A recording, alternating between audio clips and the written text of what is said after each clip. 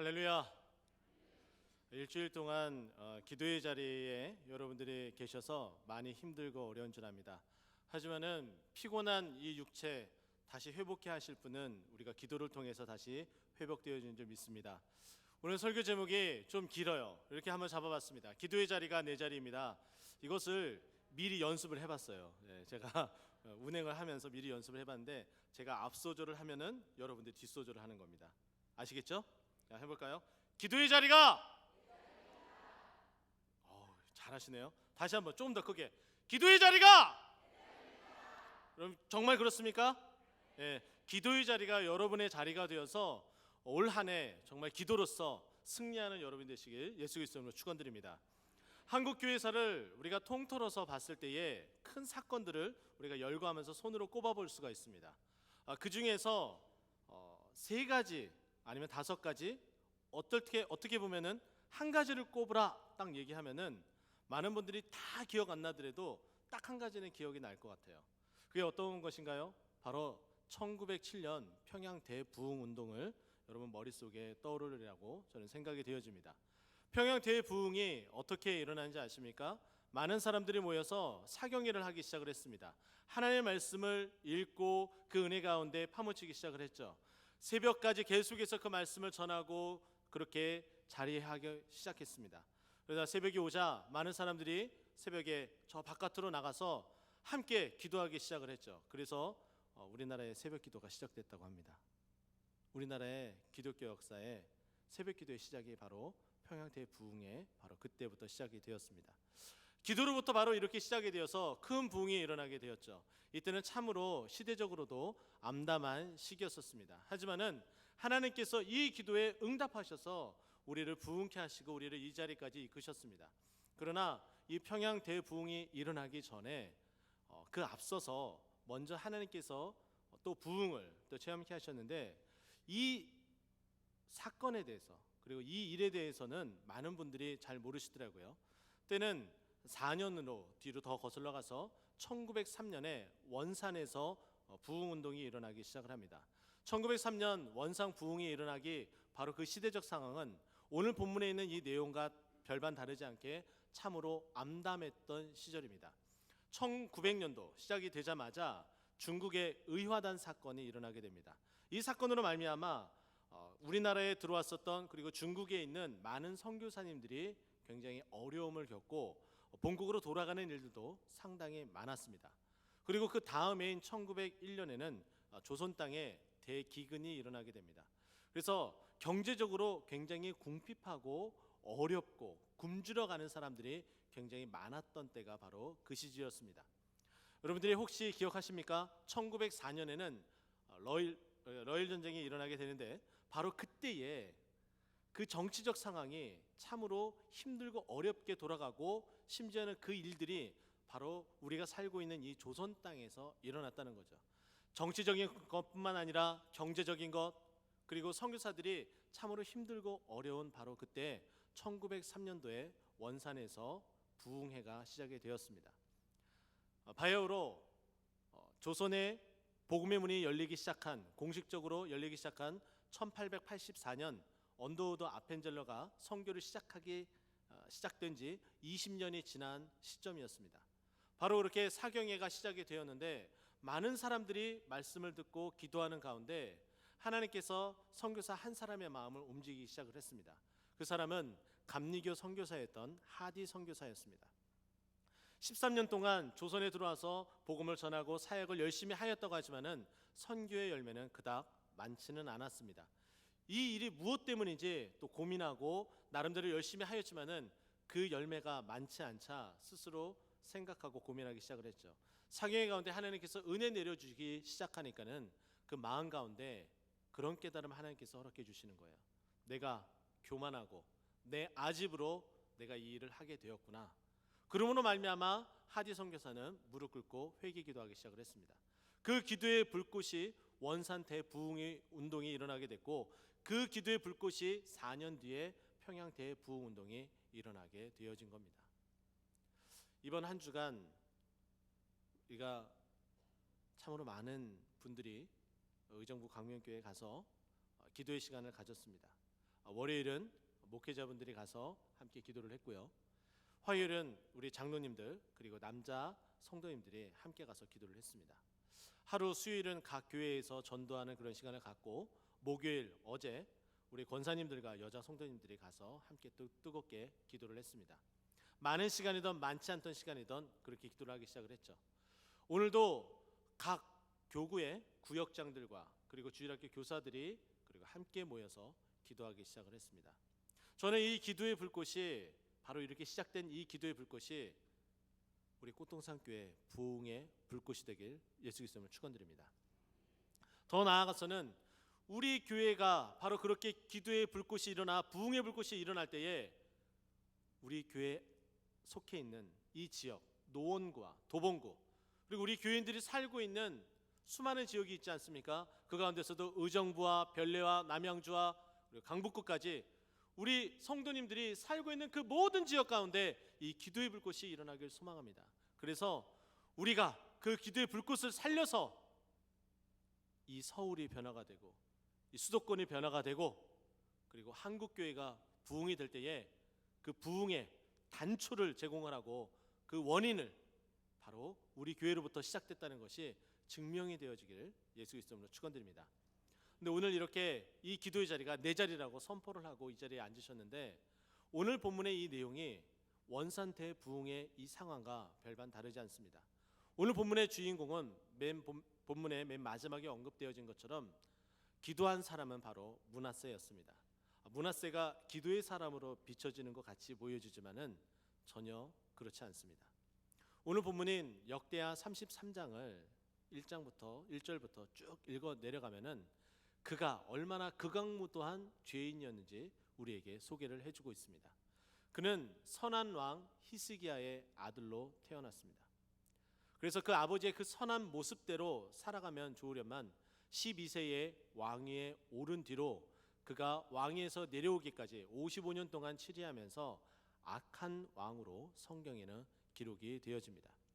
그가 무엇을 하였기에 이렇게 악한 왕으로 기록되어졌느냐? 그가 먼저는 그의 아버지가 제거하였던 산당을 다시 세우게 됩니다. 이것은 우상 숭배를 하게 만드는 단초를 만들게 되죠. 그리고 나서 그가 한 일은 바알의 제단을 쌓게 됩니다. 그리고 아세라 목상을 만들게 되고요. 그리고 1월 성신을 경배하는 일들을 벌어지게 됩니다. 단순히 그냥 1월 성신을 경배하는 그런 차원이 아니었습니다.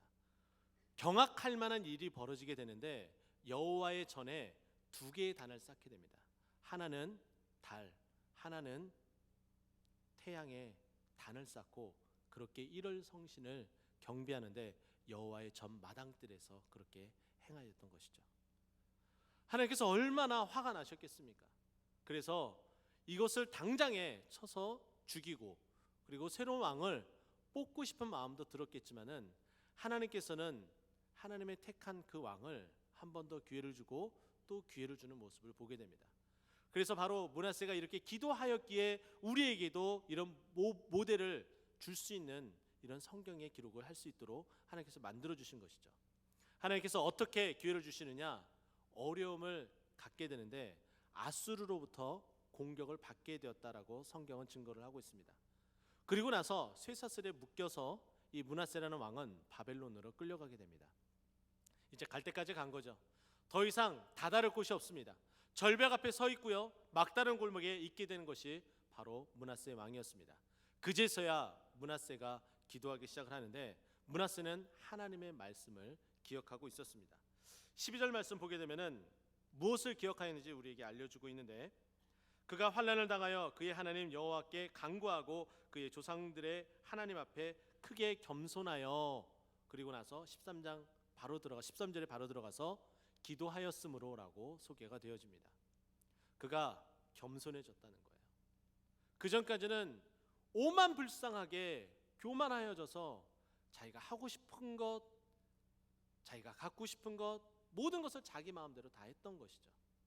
그러나 겸손해졌습니다. 그리고 하나님 앞에 기도하기 시작을 했습니다. 하나님은 바로 그제서야 하나님께서 약속하신 대로 하나하나 이루어 나가기 시작을 하십니다. 저는 그래서 므낫세가 기도의 자리에 나아가서 그 자리가 내 자리라고 생각을 하고 선포하고 기도했던 것처럼 바로 여러분들이 기도의 자리가 내 자리라고 우리가 힘있게 선포하지 않았습니까? 바로 그것처럼 우리가 므낫세와 같이 기도의 자리에 나아갈 때 하나님께서 어떻게 그 기도에 역사하시는지 하나하나 오늘 본문 13절을 통해서 살펴보도록 하겠습니다. 첫 번째는 기도의 자리는 바로 그 기도는 반드시 응답되어진다는 거예요. 그만 말씀드렸던 것처럼 므낫세는 정확하게 하나님의 말씀을 기억을 하고 있었어요. 역대하 7장 14절 말씀 보면은 이렇게 얘기합니다. 내 이름을 일컫는 내 백성이 그들의 악한 길에서 떠나 스스로 낮추고 기도하여 내 얼굴을 찾으면 내가 하늘에서 듣고 그들의 죄를 사하고 그들의 땅을 고칠지니라 라고 말씀합니다. 우리가 지금 보고 있는 이 개역 개정판이 아니라 개역 한글 성경을 살펴보게 되면은 여기에 역대하 7장 14절에 스스로 낮추고 기도하였다라는 이 부분은 스스로 겸비하여라는 단어로 사용하고 있습니다. 그런데 오늘 본문 바로 윗절에 있는 12절 역대하 33장 12절 말씀에도 겸손히 기도하게 되는 모습을 우리에게 소개하고 있는데 하나님 앞에 크게 겸손하였다 이 부분이 개역 한글 성경에는 겸비하여라고 이야기해요. 바로 역대하 7장 14절은 우리에게 이렇게 소개가 되어져요. 하나님께서 성전 낙성식을 하게 됩니다. 성전이 다 지어지고 나서 하나님 앞에 일천번제를 드리죠. 그 가운데 하나님께서 임하십니다. 그리고서 약속을 하시는 거예요. 내가 너희들에게 줄 것이 있는데 바로 그것은 너희들이 어떠한 죄 가운데 있을지라도 너희들이 스스로 자기 자신을 낮추고 겸비하여 겸손히 내 앞에 나와서 무릎을 꿇고 기도하게 되면은 내가 너희를 용서해주고 너희들이 사는 그 땅마저도 내가 고쳐주겠다 약속하신 거예요. 그 말씀을 붙들고 므낫세가 그나마 이 한 가지 이 말씀을 붙들고 기도하기 시작하였다는 것이죠. 그랬더니 13절 말씀 보면 이렇게 얘기합니다. 하나님이 그의 기도를 받으시며 그의 간구를 들으시사 하나님께서 그 기도를 들으시고 받으셨다고 이야기를 합니다. 여러분들이 꼭 여러분이 있는 그 자리가 기도의 자리, 그 자리가 내 자리, 그곳에서 기도할 때에 하나님께서 들으시고 응답하는 역사가 일어나길 예수 그리스도로 축원드립니다. 하나님의 성전에 그 현관이 되어져 있는 그곳에 큰 기둥이 두 개의 기둥이 있습니다. 여러분 문이라고 하면은 어떤 문 해서 이름을 지어줄 수가 있죠. 그러나 기둥에는 이름을 짓지는 않습니다. 우리 교회도 크게 기둥이 제 눈에는 5개가 보입니다. 이 기둥에 이름을 짓는 분은 아마 없을 것이라 생각이 되어집니다. 그러나 정확한 명칭이 아니더라도 3층에 있는 문, 그리고 엘리베이터에 있는 문, 5층에 있는 문, 우리는 그렇게 해서 문에다가 각각의 구분되어질 수 있는 그 명칭을 우리가 달게 돼요. 그러나 기둥에는 이름을 짓지 않게 되죠. 그러나 솔로몬의 그 성전에 현관에 있는 2개의 큰 기둥인데 거기에 이름을 짓게 됩니다. 오른쪽에는 야긴이라는 이름을 짓게 되고 왼쪽에는 보아스라는 이름을 짓게 됩니다. 근데 이 야긴과 보아스의 이름의 뜻이 무엇인지 아십니까? 야긴은 그가 세울 것이고 보아스는 능력이 그에게 있다라는 거예요. 저는 여러분들이 있는 그 자리가 기도의 기둥의 자리가 되기를 예수 그리스도로 축원드립니다. 그래서 여러분들이 이 교회를 지탱해 가는 거예요. 한국 교회를 지탱해 나가는 거예요. 하나님께 응답해 주신다는 거죠. 내 기도가 능력이 있는 것이 아니에요. 응답하신 하나님의 능력이 있는 거예요. 그가 세우시겠다고 말씀하고 있는 거예요. 우리는 그저 기둥같이 아무런 일도 하는 것이 아니라 바로 그 자리에서 묵묵히 자리를 매김하고 기도할 뿐이라는 거죠. 바로 그때 하나님께서 응답해 주시는데 그가 세워서 능력으로 하나님께서 이끌어 가시겠다고 말씀하고 있는 겁니다. 그래서 기도의 자리가 차고 넘쳐지길 소망합니다. 두 번째는 하나님께서 우리가 그 기도의 자리에 있을 때 그렇게 기도할 때에 우리를 회복시켜 주시겠다고 말씀하고 있습니다. 13절 말씀 보십시오.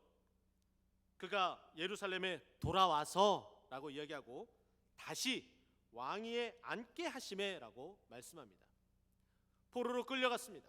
바벨론에서 돌아오지 못할 것 같은 그런 상황이었습니다. 쇠사슬에 묶여있는 처참한 상황 가운데 있었습니다. 그러나 하나님 앞에 기도하기 시작을 했습니다. 그랬더니 예루살렘으로 돌아올 수 있는 은혜를 하나님께서 주셨다는 거예요. 이것이 바로 회복인 거예요. 그리고 다시 왕권을 빼앗겼는데 다시 왕위에 오르도록 하셨다는 거예요. 이게 회복인 거예요. 여러분은 어떤 회복을 원하십니까? 우리가 원하는 거 한번 이야기해 볼까요? 건강에 회복되길 소망합니다. 여러분 그렇습니까? 아멘 소리가 작아요. 건강 회복되길 소망하십니까? 여러분의 가정에 무너진 그 경제가 회복되길 소망하십니까? 그리고 여러분의 가정이 믿음으로 다시금 일어나길 소망하십니까? 하나님께서 회복시켜 주시겠다고 말씀하고 있는 거예요. 그런데요, 여러분의 기도가 회복이 되면은 하나님과의 관계가 회복이 되고, 하나님의 관계가 회복이 되면 우리가 누구를 무서워하고 우리가 누구를 두려워하겠습니까? 하나님께서 다 응답해 주시는데, 그가 세우시고 그가 능력으로 행하시는데 우리가 무엇이 무섭겠습니까? 하나님께서 회복해 주시겠다고 말씀하고 있어요. 이번 백사의 총회의 주제가 회복입니다. 그 주제의 말씀이 시편 80편 7절 말씀입니다. 만군의 하나님, 우리를 회복하여 주시고 주의 얼굴의 광채를 비추사 우리를 구원하여 주시옵소서. 이것대로 우리 교회가 회복이 되고, 그리고 총회가 회복이 되고, 대한민국의 모든 부분들이 우리 기독교로 말미암아 회복되어지기를 예수 그리스도로 축원드립니다. 세 번째는 믿음을 굳건하게 합니다. 우리가 그 기도의 자리에, 내 자리에 그 자리를 매김하며 기도할 때에 하나님께서 우리의 믿음을, 그 기도의 자리에 있었던 우리의 믿음을 회복해 주시겠다고 말씀하고 있어요. 마지막 13절 보십시오. 그제서야 므낫세가 여호와께서 하나님이신 줄 알았다라고 이야기합니다. 시편 34편 8절은 우리에게 이렇게 증거를 합니다. 너희는 여호와의 선하심을 맛보아 알지어다. 그에게 피하는 자는 복이 있다라고 말씀하고 있어요. 한번 기도의 맛을 들여보시기 바랍니다. 그 맛이 얼마나 달콤한지 꿀송이처럼 아마 더 달 거예요.